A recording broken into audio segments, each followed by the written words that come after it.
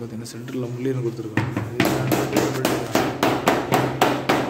முள்ளியன் base அதனால mesh டைட்டனாக இருக்குது. அதுமாதிரி ஹேண்டில் பண்ணுறது இது ஈஸியாக இருக்கும். ஷாஷ் முள்ளியன் கொடுத்துருக்கோம் கொசு வலைக்கு. ஸோ இதோட டியூரபிலிட்டி வந்து நல்லாயிருக்கும் போடுங்க. பார்த்தீங்கன்னா இது பார்த்திங்கன்னா ஒரு 8க்கு 7 சைஸு. அகலம் வந்து 8 அடி, உயரம் வந்து 7 அடி. இது வந்து ஜம்போ சைஸ் விண்டோ. இது வந்து 3 ட்ராக்கு.